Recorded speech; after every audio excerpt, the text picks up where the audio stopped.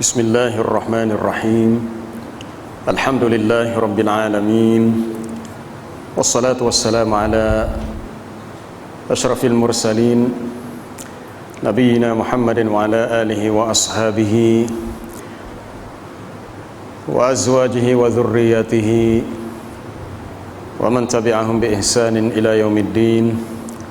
Rabbi shrah li sadri wa yassir li amri wahlul 'uqdatam min lisani yafqahu qawli. Allahumma anfa'na bima 'allamtana wa 'allimna ma yanfa'una. Allahumma zidna ilma. Amma ba'd. Muslimin dan muslimat yang dirahmati Allah, alhamdulillah, segala puji bagi Allah. Setelah bercuti Ramadan dan hari raya, malam ini kita dapat menyambung kembali untuk kuliah tafsir kita. Dan kita masih dalam surah An-Nahl. Kalau tak silap ambil sambungan kita malam ni ayat 61. Yang terakhir dulu kita mesti sampai ayat 60. Sambungan ayat 61. Walau yu'akhidullahu an-nasa bidzulmihim.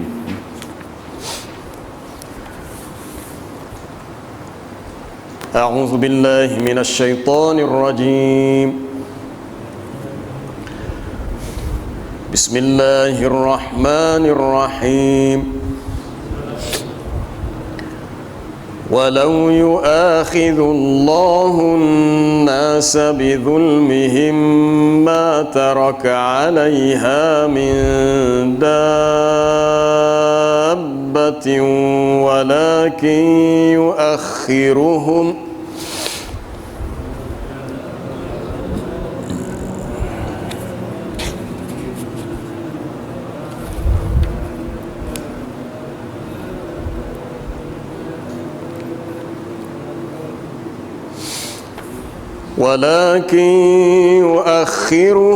إلى أجل مسمى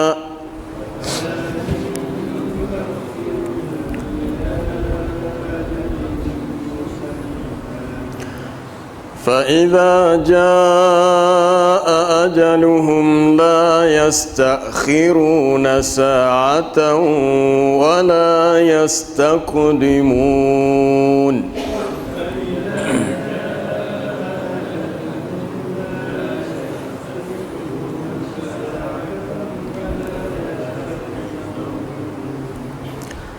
ويجعلون لله ما يكرهون وتصف ألسنتهم الكذب أن لهم الحسنى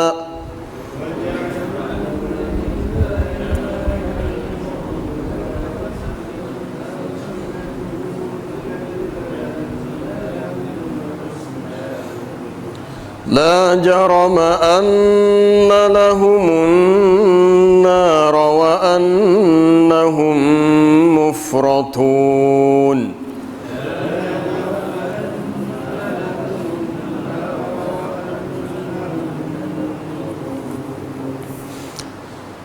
تالله لقد أرسلنا إلى أمم من قبلك فزين لهم الشيطان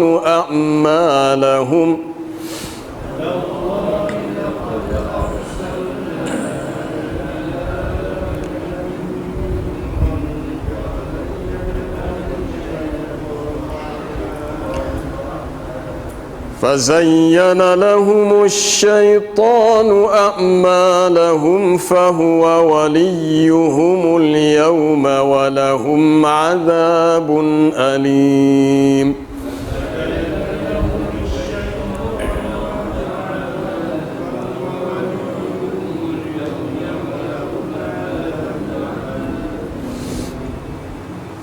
وما أنزلنا عليك الكتاب إلا لتبين لهم الذي اختلفوا فيه وهدى ورحمة لقوم يؤمنون.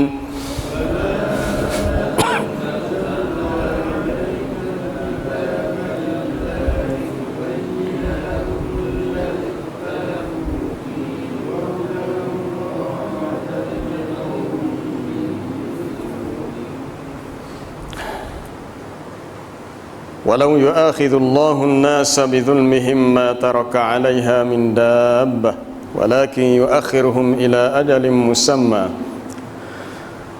Dan kalaulah Allah Subhanahu wa taala menghukum manusia disebabkan kezaliman yang mereka lakukan, ya maksudnya menyegerakan hukuman, nescaya tidaklah ditinggalkan suatu makhluk pun yang melata di atas muka bumi, yakni dikenakan hukuman kepada orang yang zalim, dan orang yang tidak zalim juga turut sama merasai hukuman itu. Tetapi Allah Ta'ala menangguhkan hukuman untuk mereka ila ajalim musamma, untuk suatu tempoh waktu yang tertentu. Fa idza jaa ajaluhum, maka apabila sudah tiba waktu atau masa untuk kebinasaan mereka, la yastakhiruna sa'ah, tidaklah dapat ditangguhkan atau diundurkan walau seketika, sesaat pun, dan tidaklah wala yastaqdimun, tidaklah dapat mereka mendahulukan tepat pada waktunya. Wa yaj'aluna lillahi ma yakrahun, mereka menjadikan, mereka yakni orang-orang yang tidak beriman kepada kehidupan akhirat, menjadikan bagi Allah apa yang mereka tidak sukai dan mereka mensifatkan bagi Allah dengan lidah mereka secara pendustaan, secara berdusta. La jarama anna lahumun nar wa annahum mufratun, pastilah bahawa mereka akan mendapat balasan. Mereka mensifatkan dengan lidah mereka secara dusta bahawa mereka akan mendapat al-husna, mendapat balasan kebaikan. Salah satu maksud husna adalah balasan syurga. La jarama anna lahumun nar wa annahum mufratun, tidaklah diragukan lagi bahawa nerakalah tempat bagi mereka, dan sesungguhnya mereka itu akan masuk di situ dan akan dibiarkan. Mufratun makna matrukun. Tallahi laqad arsalna ila umamin min qablik fazayyana lahumus syaitanu a'malahum fahuwa waliyuhumul yawma walahum azabun alim. Demi Allah, sesungguhnya telah kami utuskan rasul-rasul kepada umat yang sebelum daripada kamu, tetapi syaitan telah menjadikan umat itu memandang baik perbuatan mereka yang buruk, maka syaitanlah yang akan menjadi wali mereka, menjadi pemimpin mereka pada hari itu, pada hari kiamat nanti, dan bagi mereka azab yang pedih. Wa ma anzalna 'alaikal kitaba illa litubayyana lahumul ladzi ikhtalafu fihi wa hudan wa rahmatan liqaumin yu'minun. Dan tidaklah kami menurunkan kepadamu Alkitab, yakni Al-Quran, melainkan supaya kamu menjelaskan kepada mereka apa yang mereka perselisihkan, serta Quran itu menjadi hudan, petunjuk dan rahmat bagi kaum yang beriman. Kita bermula dengan ayat 61. Allah Ta'ala memulakan ayat ini dengan lau. Lau di sini bagi perkara yang Allah Ta'ala membuat suatu andaian sekiranya yu'ajil lahum, disegerakan untuk mereka balasan bagi perbuatan zalim mereka.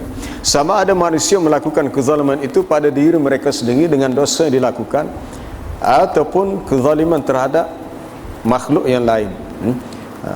Ayat ini sebenarnya mengkhabarkan an hilmihi ta'ala bi khalqihi, sifat penyantunnya Allah Ta'ala terhadap makhluknya, di mana dia tidak menyegerakan azab walaupun hambanya itu melakukan kezaliman. Padahal kalaulah mereka itu disegerakan balasan dengan sebab dosa mereka, perbuatan maksiat mereka, maka Allah Ta'ala boleh menghukum mereka ala jurmihim, di atas kesalahan jenayah yang mereka lakukan, fauran, serta merta. Boleh dihukum mereka serta merta. Mungkin kita melihat banyak berlaku dalam dunia, sama ada di timur, di barat, orang-orang yang zalim dan terus melakukan kezaliman, dan mereka boleh hidup dengan baik. Tak nampak dia sakit pun, tidak nampak dia ditimpa apa-apa bencana. Lalu kita mengharapkan alangkah baiknya bagi orang yang zalim ini kalau mereka segera dimatikan. Tapi di sisi Allah Ta'ala mungkin ada hikmah yang kita tidak tahu. Wala tahsabanna Allaha ghafilan amma ya'malul zalimun. Janganlah kamu mengira Allah Ta'ala leka terhadap apa yang dilakukan oleh orang-orang yang zalim. Innama yuakhiruhum liyaumin tashkhasu fihi al-absar. Bahawasanya diberi tangguh untuk mereka, balasan azab itu ditangguhkan pada hari di mana pandangan mata manusia akan terbelalak. Mungkin tidak berlaku sekarang, mungkin selepas ni. Bila tu kita tak tahu. Itu kuasa Allah Ta'ala bila dia nak menghukum manusia. Ini suatu kesempatan yang diberikan kepada orang yang zalim supaya mereka berfikir dan mereka bertaubat ataupun mereka meninggalkan perbuatan zalim mereka. Apatah lagi kalau kezaliman itu melibatkan hak orang lain. Ayat yang sama boleh dirujuk di akhir surah Fatir. Walau yu'akhidullahu an-nasa bima kasabu ma taraka ala dhahriha min dabbatin walakin yu'akhiruhum ila ajalin musamma fa idza jaa ajaluhum fa innallaha kana bi'ibadihi basira. Ayat di akhir surah Fatir sebelum masuk surah Yasin. Kalaulah Allah Ta'ala mahu menghukum manusia di atas apa yang mereka lakukan, ma kasabu merujuk bidzulmihim, kezaliman mereka, nescaya akan dihukum mereka sehingga tidak akan ada satu pun makhluk yang tertinggal, yang terlepas, semuanya kena habis. Ataupun ayat dalam surah Hud, dalam surah Hud, apa dia dalam surah, kadzalika akhdhu rabbika idza akhadha al-qura wa hiya zalimah inna akhdahu alimun syadid. Demikianlah hukuman Tuhan kamu apabila dia mengenakan hukuman terhadap penduduk sesebuah kampung ketika mereka berbuat kezaliman.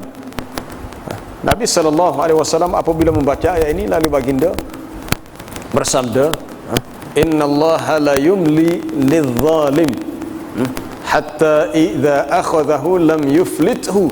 Sesungguhnya Allah Ta'ala memberi tangguh tempoh masa kepada orang yang zalim, tetapi apabila dikenakan hukuman, ketika datangnya hukuman itu, mereka tidak akan terlepas. Bila sampai hukuman dikenakan ke atas mereka, pasti mereka akan menerimanya dan tidak akan terlepas. Tetapi diberi takhir, tangguh kepada ila ajalim musamma, kepada tempoh yang tertentu. Ajalim musamma ni suatu tempoh yang tidak diketahui. Suatu tempoh yang tidak diketahui. Bila? Tak diketahui. Apabila Allah Ta'ala memberi takhir, takhir itu adalah suatu tempoh yang boleh jadi jangka masanya cepat, lambat. Apabila Nabi Nuh AS melaksanakan tugas dakwah, lalu dia berkata kepada kaumnya, kamu ani'budullaha wattaquhu wa ati'uh, hendaklah kamu menyembah Allah, hendaklah kamu bertakwa kepadanya, hendaklah kamu taat kepada aku. Nescaya yaghfir lakum min dhunubikum wa yuakhirkum ila ajalin musamma. Kata Nabi Nuh, nescaya Allah Ta'ala akan ampunkan dosa kamu, akan ampunkan sebahagian daripada dosa kamu, dan menangguhkan, maksud menangguhkan di sini menangguhkan tempoh kematian kamu kepada suatu masa yang tertentu. Sekiranya kamu beriman, maka peluang untuk kamu hidup lebih lama ada jaminan di sisi Allah. Yaghfir lakum min dhunubikum wa yuakhirkum ila ajalin musamma. Ajal musamma, tempoh yang tertentu. Dalam bahasa kita bila sebut ajal ni, kita kata orang siapa ajar. Ajar tidak semestinya mati. Ajar ni maknanya berakhirnya tempoh jangka hayat kalau hidup lah. Kalau bagi kita boleh kedap macam makanan, dia ada tarikh luput, tarikh expired date, tempoh luput, mana selepas tarikh itu tidak boleh dimakan lagi makanan itu. Expired itulah ajalnya. Maka kita mengatakan telah sampai ajal bagi, bukan mati, maknanya tidak sesuai lagi untuk dijadikan makanan. Kalau ia makanan yang sifatnya mungkin kalau kita beli roti kedai, roti mungkin 2-3 hari je. Maka dia tulis itu guna sebelum. Guna sebelum. Kalau lepas tarikh itu bermakna makanan itu dikira sudah sampai ajalnya. Dalam konteks bahasa Arab, tidak nanti kau mati. Macam kita manusia, bila kita mati, maka dikatakan telah sampai tempuhnya, bahawa kehidupan kita sudah berakhir. Sesuatu umat, di kalangan umat terdahulu, apabila sampai tempuhnya, fa idza jaa ajaluhum, bila sampai maka mereka akan binasa atas faktor-faktor dan sebab yang tertentu. Tapi kalau tidak ada sebab itu, mungkin tempuh kebinasaan mereka ataupun kebinasaan itu sendiri tidak berlaku. Tetapi apabila berlaku, dia akan berlaku tepat, tepat, on time, pada waktunya. La yastakhiruna sa'ah, tidak terlewat, tidak tertangguh, tidak ditakhirkan seketika, sesaat, dan tidak dipercepatkan. Jadi selagi peluang masih ada, mereka sepatutnya menggunakan peluang itu untuk fikir, untuk muhasabah, untuk bertaubat, untuk kembali kepada Allah. Baik, tempoh yang Nabi Nuh AS beri kepada kami adalah tempoh yang lama, sebab dakwahnya berulang untuk tempoh beratus-ratus tahun. Ada setengah ulama tafsir menyebut ila ajalim musamma dalam ayat di awal surah Nuh ialah 100 tahun. Nabi Nuh berdakwah selama 950 tahun. Dan ketika dia beritahu, dia sudah jangka dakwah dia sudah sampai mencecah 900 tahun. Sekiranya kamu beriman, kamu bertakwa, kamu taat kepada aku, diampunkan dosa kamu dan diberi takhir, penangguhan untuk tempoh kematian kamu kepada suatu tempoh yang tertentu. Ajalim musamma, ada yang mengatakan 100 tahun. Di kalangan ulama tafsir menyebut 100 tahun itu maksud tempoh diperlambatkan kematian. Adapun dalam konteks ayat 61 ini surah An-Nahl, ditangguhkan hukuman azab, tidak disegerakan. Kalau disegerakan, habislah. Sebab bila kena, dia tidak kena pada orang zalim saja, dia akan kena pada semua. Kemusnahan itu akan berlaku di mana-mana kalau Allah Ta'ala kehendaki.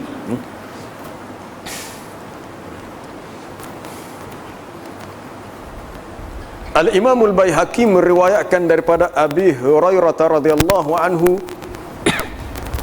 bahawa dia mendengar seorang lelaki berkata, inna zalim la yadurru illa nafsah, sesungguhnya orang yang zalim itu tidaklah mereka memudaratkan, membahayakan sesiapa kecuali diri mereka sendiri. Perbuatan zalim itu sebenarnya akan kembali, dia punya musibahnya, kesusahannya kepada orang yang berbuat kezaliman.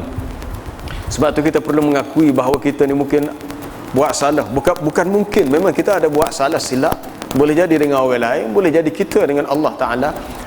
Justru Nabi SAW mengajar kepada sahabatnya Abu Bakar As-Siddiq radhiyallahu anhu, apabila diminta oleh Abu Bakar, alimni du'aan ad'u bihi fi salati, ajarkan kepada aku suatu doa yang aku akan bacanya dalam salatku. Lalu Rasulullah SAW mengajar kepada Abu Bakar doa yang berbunyi, Allahumma inni zalamtu nafsi zulman katsira wa la yaghfiru dzunuba illa anta. Ya Allah, sesungguhnya aku telah menzalimi diriku dengan kezaliman yang banyak. Zalim ini maksudnya seseorang itu apabila dia melakukan dosa, hakikatnya dia telah berbuat zalim kepada dirinya, zalimul li nafsihi. Mungkin dia tidak zalimul li ghairih, tidak buat zalim kepada orang lain, tetapi dia buat zalim kepada dirinya sendiri, alal aqal, paling kurang. Dan tidaklah yang dapat mengampunkan dosa kecuali Engkau ya Allah. Kalau begitu, faghfirli maghfiratan min indik, berilah keampunan, ampunilah aku dengan suatu keampunan daripada sisimu, kerana tiadalah yang mengampunkan dosa kecuali Engkau. Maka perlu ada iktiraf, ada pengakuan. Allahumma anta rabbi la ilaha illa anta khalaqtani wa ana 'abduka wa ana 'ala ahdika wa wa'dika mastata'tu a'udzu bika min syarri ma sana'tu abu'u laka bi ni'matika 'alayya wa abu'u bi dhanbi faghfirli fa innahu la yaghfiru dzunuba illa anta. Sayyidul istighfar, penghulu istighfar ini adalah suatu doa di mana kita mengiktiraf, mengakui kesalahan kita, kecuaian kita, kesilapan kita, bahawasanya kita ada berbuat salah dan silap dengan Allah Subhanahu wa taala. Nabi Yunus alaihi salam mengakui kesalahannya. La ilaha illa anta subhanaka inni kuntu minadh zalimin. Tiada Tuhan melainkan Engkau, maha suci Engkau ya Allah, sesungguhnya aku adalah orang yang berbuat zalim. Berbuat zalim. Ataupun doa Nabi Adam dan isterinya Hawa alaihi wassalam, setelah mereka menyedari kesalahan yang mereka lakukan, lalu kedua-duanya berkata, qala rabbana zalamna anfusana wa illam taghfir lana wa tarhamna lanakunanna minal khasirin. Itu suatu doa yang masyhur yang biasa kita baca, yang asalnya doa itu adalah yang dibaca oleh Nabi Adam dan isterinya, mengakui kesalahan yang mereka buat sehingga mereka menganggap kesalahan itu adalah suatu kezaliman, zalim pada diri sendiri. Nabi Musa alaihi salam pernah meminta kepada Allah, katanya, Rabbi arini, qala Rabbi arini anzur ilaik, wahai Tuhanku, tunjukkan Engkau kepadaku, aku mahu melihat Engkau. Ketika Nabi Musa bermunajat di Tur Sina, dia meminta kepada Allah untuk melihat Allah. Dan kita pun tak pasti apakah sebab Nabi Musa meminta untuk melihat Allah. Mungkin kerana dia dah banyak didesak oleh Bani Israel. Bani Israel berkata, kami sekali-kali tidak akan beriman hatta narallaha jahrah, sehinggalah kami dapat melihat Allah secara terang-terangan. Lalu permintaan itu menyebabkan fa'akhadhatkumus sa'iqatu wa antum tanzurun. Mereka dihukum dengan sa'iqah, suatu hukuman yang bunyi yang sangat kuat. Apabila Nabi Musa AS meminta untuk melihat Allah, lalu Allah Ta'ala berkata, kalau begitu kamu lihat kepada bukit. Falamma tajalla rabbuhu lil jabal, maka apabila Tuhan menampakkan sedikit sahaja daripada nurnya, ulama mengatakan tidak zatnya tapi nurnya disingkatkan. Bagi zat Allah Ta'ala itu ada hijab. Hijabnya adalah cahaya. Apabila bukit melihat sedikit sahaja daripada nur Allah, maka dia menjadi hancur kerana takut. Maka Nabi Musa yang melihat bukit itu hancur, dia pengsan, rebah, dan tidak sedarkan diri. Maka apabila tersedar daripada pengsannya, falamma afaqa qala subhanaka tubtu ilaika wa ana awwalul mu'minin. Lalu dia berkata, maha suci Engkau ya Allah, aku bertaubat kepadamu. Subhanaka inni tubtu ilaik, aku bertaubat kepadamu dan akulah orang yang pertama yang beriman. Bertaubat atas kesalahan sebab minta perkara yang sepatutnya dia tak boleh minta. Maka dia menganggap permintaan itu suatu kesalahan, lalu dia memohon kepada Allah keampunan dengan berkata, inni tubtu ilaik. Baik,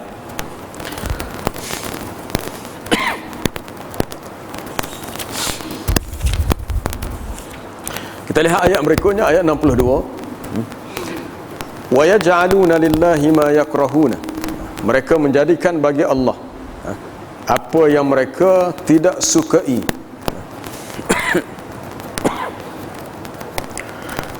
Mereka menjadikan bagi Allah, yakni mereka menisbahkan kepada Allah perkara yang mereka benci, iaitu mereka menisbahkan bahawa Allah Ta'ala memiliki al-banat, anak-anak perempuan. Padahal mereka ini orang-orang musyrikin sangat benci untuk memiliki anak perempuan. Dalam ayat yang telah kita baca tafsirannya sebelumnya, boleh lihat dalam ayat 58, apabila diberi khabar gembira kepada seseorang di antara mereka dengan kelahiran anak perempuan, maka menjadi hitam legamlah muka mereka, di samping mereka menahan rasa marah. Tapi ini tidak melibatkan semua masyarakat jahiliah ketika itu, bukan semua, sebahagiannya sahaja. Lalu oleh kerana mereka tidak suka memiliki anak perempuan, tetapi mereka menisbahkan bahawa bagi Allah anak perempuan, apa dia? Malaikat.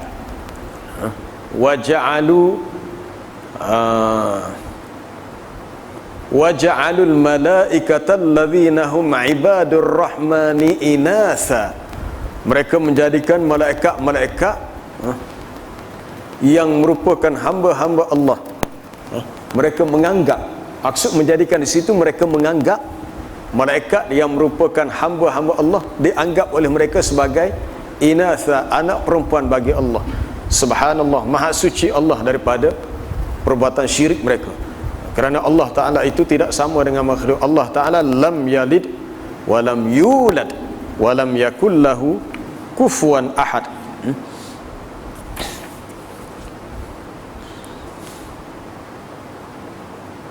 Watasifu alsinatuhumul kadhib, dan lidah mereka mensifatkan perkara yang dusta, iaitu mereka mendakwa sesuatu yang dusta, sesuatu yang tidak benar, kerana mereka mengatakan bahawa bagi mereka lah al-aqibah al-hasanah fid dunya wa fil akhirah. Mereka akan mendapat kesudahan yang baik di dunia dan di akhirat, iaitu mendapat balasan syurga. Mereka buat salah tapi mendakwa mereka akan mendapat syurga. Itu adalah suatu dakwaan yang tidak benar. Orang yang bersalah tidak rasa dia bersalah, tetapi dia mendakwa mereka lah pihak yang benar.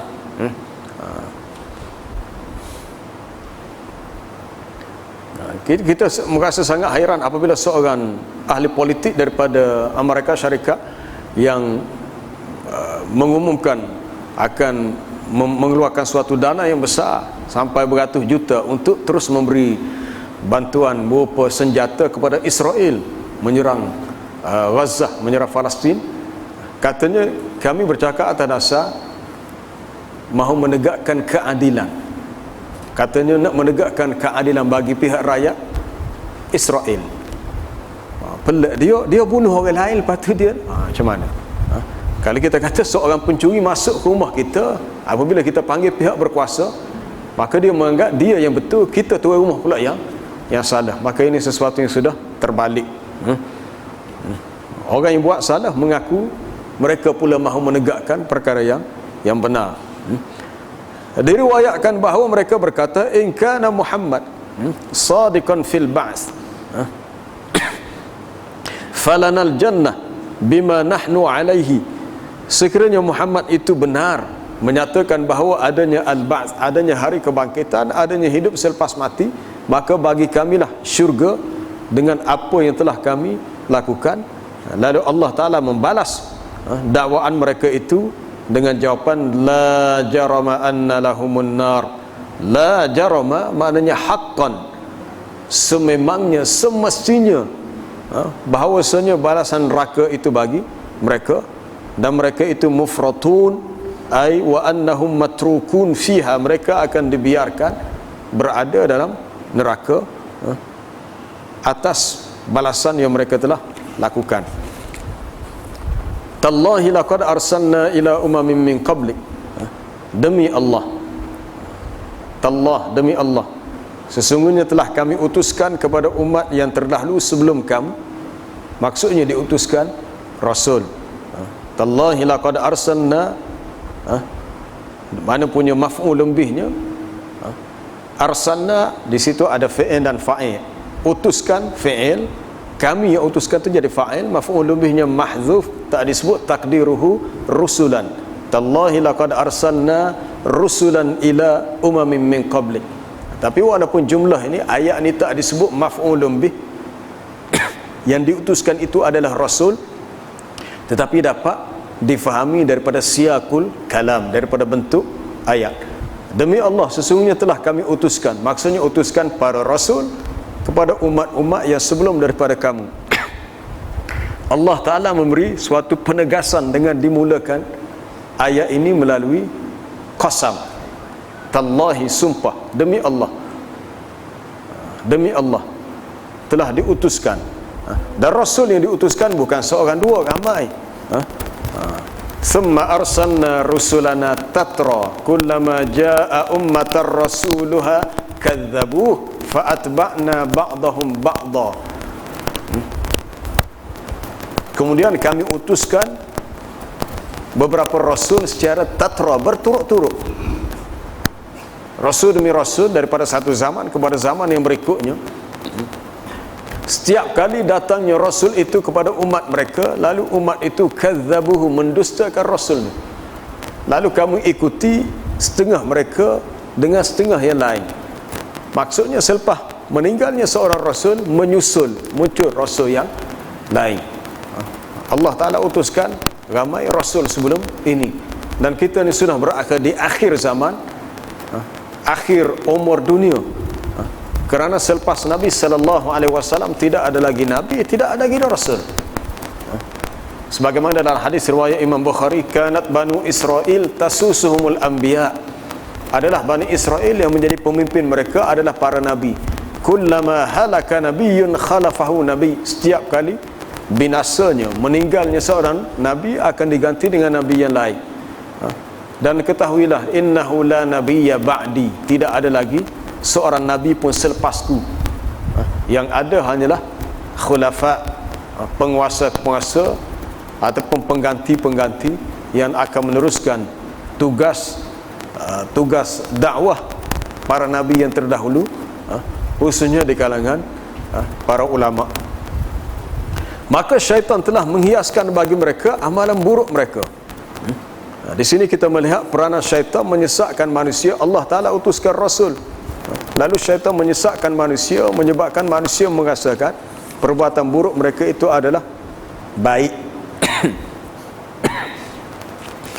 Yani hassana lahumus syaitanu a'malahum, syaitan menjadikan elok dan baik amalan mereka, sama ada amalan ingkar kufur, amalan ibadatil ausan, menyembah patung berhala, dan semua perkara-perkara yang lain yang kita lihat dalam tafsiran ayat-ayat yang lalu, seperti yang dinyatakan oleh Allah dalam surah An-Nisa. Syaitan berjanji dengan Allah Ta'ala, katanya wala udillannahum wala umanniyannahum wala amurannahum fala yubattikunna adhanal an'ami wala amurannahum fala yughayyirunna khalqallah wa man yattakhidhish syaitana waliyan min dunillah faqad khasira khusranan mubina. Allah Ta'ala menceritakan, menghikayatkan kata-kata syaitan dalam bentuk taukid, sebab jumlah tu dia mari dalam bentuk fi'il mudhari' yang ada lam taukid dan nun taukid. Wala udillannahum, aku pasti akan menyesatkan mereka. Wala umanniyannahum, menjadikan mereka terus menaruh angan-angan dan harapan yang kosong.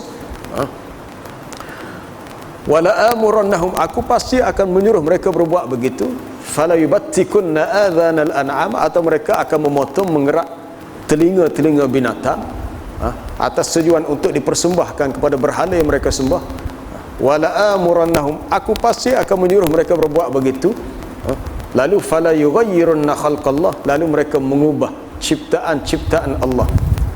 Rupanya perbuatan ubah ciptaan Allah ni adalah kerja syaitan. Kerja syaitan yang manusia tertipu dengannya sehingga diubah. Atau hewan mana molek lagi digubah gitu. Maka tidak boleh taghyir, mengubah ciptaan Allah, sebab ia termasuk tipu daya syaitan yang menjadikan manusia melihat benda itu baik padahal benda itu adalah buruk dan salah. Dia mari dengan kalimah zayyana maknanya menghiaskan, memperelokkan sesuatu yang asalnya buruk tapi dilihat baik. Disebabkan mereka mengikuti syaitan, maka syaitanlah yang akan menjadi wali mereka, pelindung mereka ataupun jadi pemimpin mereka pada hari kiamat. Menjadi wali di sini menjadi qarin. Apa itu qarin? Teman rapat mereka. Perkataan qarin disebut beberapa kali dalam Quran.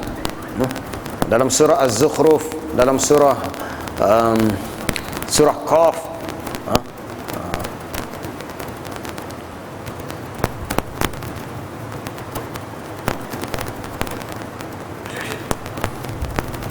Wa man ya'shu 'an dzikrir rahmani nuqayyid lahu syaitanan fahuwa lahu qarin. Wa man ya'shu 'an dzikrir rahman, sesiapa yang berpaling, yang jauh daripada mengingati Allah, maka kami akan sediakan untuknya syaitan yang akan menjadi qarin, temannya.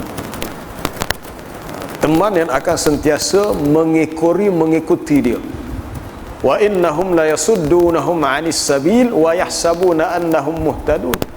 Dan sesungguhnya mereka itu, yakni Qarin itu pasti akan menghalang mereka daripada jalan yang benar, dan mereka pula mengira bahawa mereka lah golongan yang mendapat petunjuk. Hatta idza ja'ana, sehingga apabila mereka ni datang bertemu dengan Allah di hari kiamat, lalu mereka ni berkata, ya laita baini wa bainaka bu'dal masyriqaini fa bi'sal qarin. Ya laita baini wa bainaka bu'dal masyriqaini, alangkah baiknya kalaulah antara aku dengan kamu sejauh antara timur dan barat. Walaupun dahulu aku sangat rapat dengan kamu, alangkah baiknya kalau hari ini mu duduk jauh-jauh, mu sana aku sini, kerana kamulah fabi'sal qarin, seburuk-buruk qarin, teman yang tidak layak untuk dijadikan teman. Jadi wali di sini maknanya qarin. Fahuwa waliyuhumul yaum, syaitan itulah yang akan menjadi wali mereka, qarin mereka. Lalu bagi mereka disediakan azabun alim, azab yang pedih, azab yang mu'lim, yang menyakitkan di akhirat. Sejauh mana, setara mana pedih dan sakit, wallahu alam, kita tidak ketahui. Sesungguhnya ia sangat menggerukan, menakutkan, sangat menakutkan, sebab Allah Ta'ala boleh memberikan kepada manusia apa sahaja bentuk azab yang dia kehendaki. Kita berlindung dengan Allah daripada apa-apa sahaja yang menyakitkan, apa-apa sahaja menyebabkan kita rasa tidak selesa, dikira-kira azab. Kita biasa dengar orang kata dalam kubur pun ada nikmat kubur, ada azab kubur. Istilah azab kubur tu bukan masuk seksa dengan amat sangat. Dia mempunyai kategori yang berbeza. Apa sahaja situasi yang menjadikan penghuni kubur rasa tidak selesa, maka itu azab kubur. Azab kubur. Dalam hadis Nabi disebut secara umumnya orang yang mendapat azab kubur, itu belum azab di akhirat, azab kubur ialah orang-orang yang tidak menjaga kebersihan daripada kencingnya. Ammatu azabil qabri minal baul. Secara umumnya azab kubur itu berpunca daripada masalah kencing, masalah najis. Ia merujuk kepada suatu keadaan di mana seseorang merasa tidak selesa semasa berada di alam kubur, apatah lagi azab di tempat-tempat yang lain, boleh jadi di padang mahsyar, dan laluan-laluan yang masih jauh. Dia punya klimaks kemuncaknya adalah finnar. Semoga Allah Ta'ala memelihara kita semua. Baik, kita pergi pada ayat yang terakhir. Wa ma anzalna 'alaikal kitaba illa litubayyana lahumul ladzi ikhtalafu fihi. Dan tidaklah kami turunkan kepadamu kitab kecuali untuk engkau jelaskan kepada mereka perkara yang mereka ikhtalafu fihi, yang mereka berselisih, yang mereka bertelingkah padanya. Tugas Nabi SAW menjelaskan kebenaran dalam perkara yang diperselisihkan oleh manusia.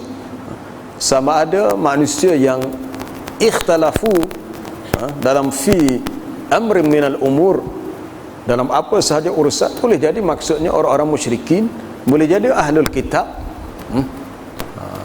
Kerana di hari kiamat, innallaha yahkumu bainahum fima kanu fihi yakhtalifun. Allah Ta'ala akan menghukum mereka terhadap perkara yang mereka perselisihkan semasa di dunia, akan diberi hukuman.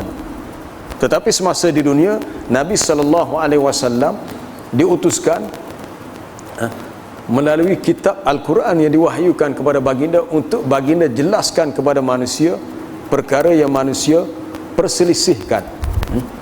Diturunkan kepada Nabi Al-Quran lihadafin wadih, dengan tujuan matlamat yang jelas, iaitu an tubayyina linnas alladhi yakhtalifuna fihi, untuk baginda jelaskan kepada manusia perkara yang mereka berselisih, yang mereka berbeza pendapat, yang mereka bertelingkah padanya, fil aqaid wal ibadat, dalam urusan akidah, pegangan hidup, soal agama, soal ketuhanan, soal ketauhidan, dan soal ibadat.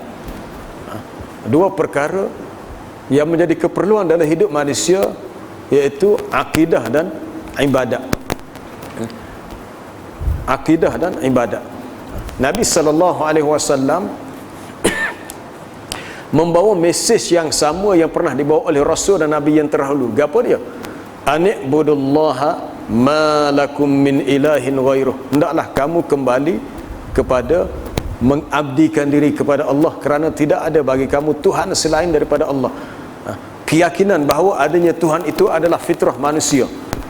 Tetapi apabila manusia meyakini adanya ilahun, Tuhan selain daripada Allah, maka itu adalah suatu inhiraf, suatu penyelewengan yang perlu diperbetulkan.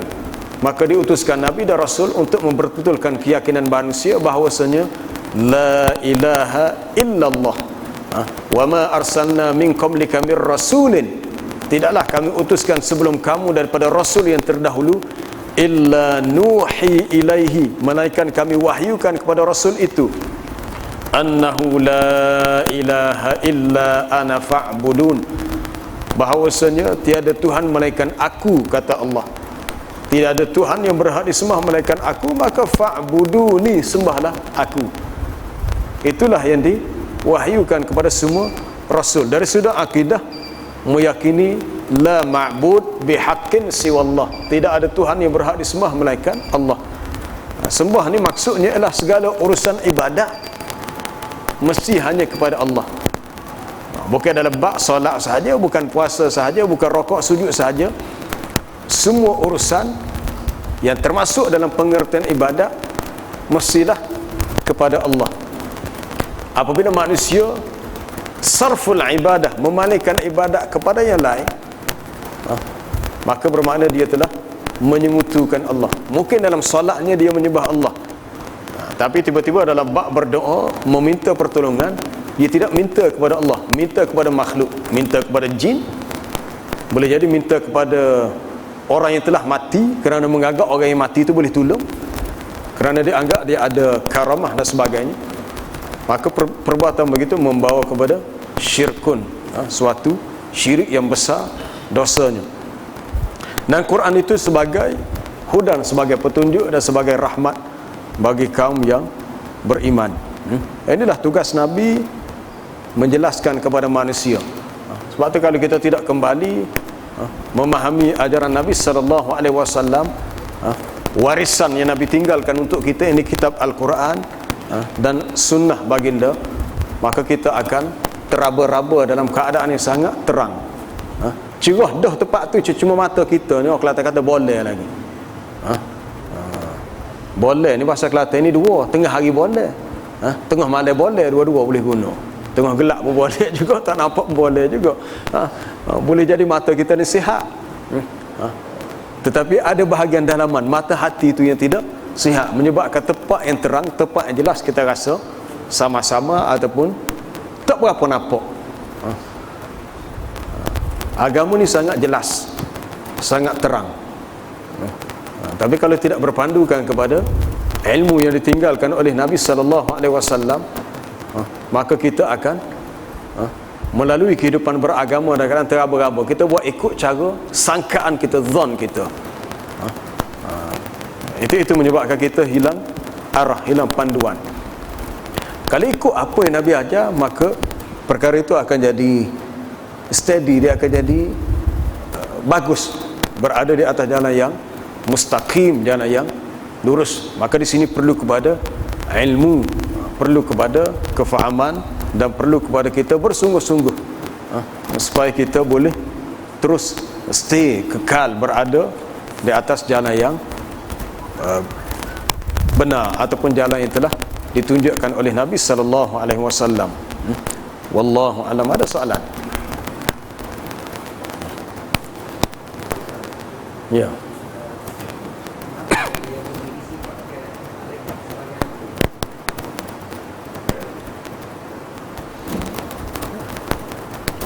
Di sisi orang kaum musyrikin, sebenarnya mereka sudah tahu tentang malaikat.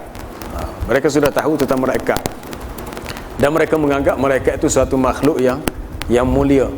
Tetapi berdasarkan zon, sangkaan mereka, apabila dikatakan malaikat mulia, lalu mereka membuat suatu az-zannu, sangkaan, dakwaan yang atas andaian mereka. Lalu dikatakan bagi malaikat itu dia adalah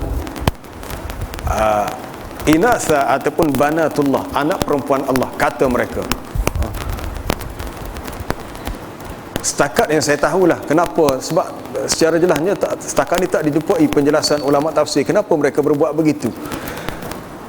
Mungkin atas andaian kerana malaikat ni satu makhluk yang mulia. Dia di sisi orang-orang jahiliah, mereka sudah tahu bahawasanya malaikat ni suatu makhluk yang mulia. Kita pernah baca dalam tafsir surah Yusuf, apabila Nabi Yusuf digoda oleh Zulaikha, dan Zulaikha merasa malu apabila wanita-wanita di Mesir menuduhnya tergila-gilakan anak angkatnya sendiri. Lalu dipanggil semua wanita-wanita di Mesir, datang ke istananya, diberi pisau dan diberi buah. Ketika mereka sedang belah buah tu, lalu kata Zulaikha kepada Yusuf, ukhruj alaihinna, keluarlah kamu, keluarlah untuk kamu melintasi di hadapan wanita ni. Falamma ra'ainahu akbarnahu, apabila mereka melihat Yusuf, terasa hebatlah dalam diri mereka di atas ketampanan Nabi Yusuf, keelokan rupa parasnya, tanpa mereka sedar, waqatta'na aydiyahunna, mereka telah menghiris, memotong tangan mereka. Tengok Nabi Yusuf tak kabai tangan, bukan hiri buah, hiri tangan. Lalu mereka berkata, wa qulna hasya lillah, maha suci Allah, in hadza illa malakun karim, ni bukan orang, ni malaikat. Tengok, dia kata ini adalah suatu malaikat yang mulia. Maknanya dalam pemikiran mereka zaman itu, sebab sebenarnya raja pada zaman Nabi Yusuf tu, raja tu kafir. Dan kemungkinan wanita-wanita di Mesir yang menuduh begitu kepada Zulaikha adalah wanita yang tidak beriman. Walaupun mereka itu tidak beriman, kafir, tapi mereka sudah kenal apa itu malaikat. Malaikat ni disebuahkan kepada satu makhluk yang baik, comel, juh, dia tahu dah. Dia bila keluar Yusuf, tengok, ni bukan orang, ni malaikat. Dia kata, in hadza illa malakun karim.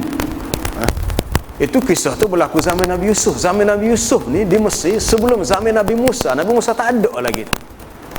Masa tu tidak wujud lagi Fir'aun. Dinasti Fir'aun mungkin tidak wujud lagi. Itu sebab itu lama dah. Maka tidak hairanlah kalau masyarakat di Mekah, masyarakat jahiliah di Mekah, memberi suatu tanggapan bahawa malaikat yang Allah Ta'ala ciptakan daripada cahaya itu sebagai banatullah, sebagai suatu anggapan yang hanya mengikut sangkaan semata-mata. Sangkaan semata-mata. Boleh rujuk dalam surah An-Najm. Surah An-Najm, apabila Allah Ta'ala mengukuhkan persoalan tentang afara'aitumul lata wal uzza, adakah mereka tidak perhati, tidak melihat tentang berhala al-lata, al-uzza wa manat ats-tsalitsah al-ukhra, termasuk berhala al-manat dan tiga yang lain. Lalu Allah Ta'ala bertanya, alakumudz dzakaru wa lahul unsa, adakah layak kamu mengatakan kamu memiliki anak lelaki lalu bagi Allah anak perempuan? Sebab semua berhala-berhala yang mereka namakan itu adalah nama yang bersifat perempuan. Lalu Allah Ta'ala bertanya, alakumudz dzakaru wa lahul unsa, kalau begitulah yang kamu buat, tilka idzan qismatun dhiza, ini suatu pembahagian yang tidak adil. Adapun nama-nama yang kamu namakan kepada berhala itu dengan nama perempuan, sehingga kamu juga menganggap malaikat itu anak perempuan Allah, in hiya illa asma'un sammaitumuha antum wa aba'ukum ma anzalallahu biha min sultan. Tidaklah nama yang kamu namakan itu kecuali nama yang telah dinamakan oleh kamu dan bapa kamu, dan Allah Ta'ala tidak menurunkan sebarang hujah bukti untuk kamu berbuat begitu. In yattabi'una illa dhann, tidaklah yang mereka ikuti kecuali sangkaan, andaian ada. Jawapan bagi soalan tadi, kenapa mereka menganggap begitu, menganggap malaikat anak perempuan Allah? Sebab atas andaian, atas zan, andaian bahawa malaikat ni makhluk yang mulia. Atas mulia, maka dia kata munasabah. Kalau Allah Ta'ala itu memiliki anak perempuan, kami pula anak lelaki. Ini adalah suatu andaian yang salah dan sangat zalim. Sebab tu menyusul ayat selepas tu, Allah Ta'ala beritahu, wa kam min malakin fis samawat, berapa banyak malaikat-malaikat di langit, la tughni syafa'atuhum syai'an, tidaklah berguna untuk mereka dalam memberi syafaat. Maksud tidak berguna malaikat yang banyak di langit, walaupun mereka tahu malaikat itu baik, tetapi malaikat itu tidak dapat memberi syafaat kepada mereka, kecuali bagi sesiapa yang Allah Ta'ala izinkan dan sesiapa yang Allah Ta'ala redai. Baik, sebelum terlupa, ada soalan tadi, soalan berhubung dengan ayat 185 dalam surah Baqarah, merujuk kepada hukum bab puasa. Orang yang berpuasa diberi rukhsah kalau dia sakit dan bermusafir. Wa in kuntum marda aw ala safarin fa indatum min ayyamin ukhra, sekiranya kamu sakit atau kamu bermusafir, berada dalam satu perjalanan yang jauh, maka boleh diganti puasa itu dengan hari yang lain. Adakah termasuk kalau seseorang itu pergi ke Mekah pada bulan Ramadan untuk menunaikan umrah, adakah diharuskan baginya berbuka? Ya, harus boleh, sebab ia satu rukhsah. Tapi kalau seseorang itu memilih azimah hukum yang asal, dia nak berpuasa terus, sebab alasannya dia mengatakan bahawa tiada menjadi kesukaran bagi dia berpuasa, sebab bukannya letih sangat pun duduk cokoh atau begitu, dia tahu siapa, dia boleh tidur. Dan mungkin perjalanan itu tidak lama, mungkin itu satu hukum yang rukhsah.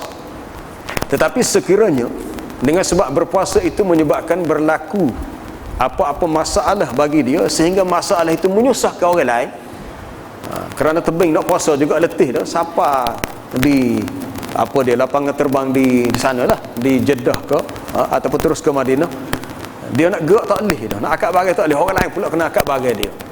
Maka ia bukan satu perkara yang baik. Maka Nabi SAW bersabda dalam hadis yang sahih, laisa minal bir as-siyamu fis safar, laisa minal birri as-siyamu fis safar, bukanlah satu perkara yang baik berpuasa ketika seseorang itu bermusafir. Sebab hadis itu ada kaitan dengan satu cerita di mana seorang lelaki dalam satu perjalanan rebah, pengsan, orang lain kena kibah, dia panah, kena menyusahkan orang lain pula. Maka Nabi kata laisa minal bir, bukan satu perkara yang baik berpuasa ketika bermusafir. Kalau siapa menyusahkan orang lain, maka tak usah puasa lah, maka dia boleh tinggalkan puasa, tapi dia wajib qada. Wallahu alam. InsyaAllah kita sambung ke depan lah. Kita sambung untuk ayat berikutnya minggu depan dengan izin Allah. Subhanakallahumma bihamdika asyhadu an la ilaha illa anta astaghfiruka wa atubu ilaik.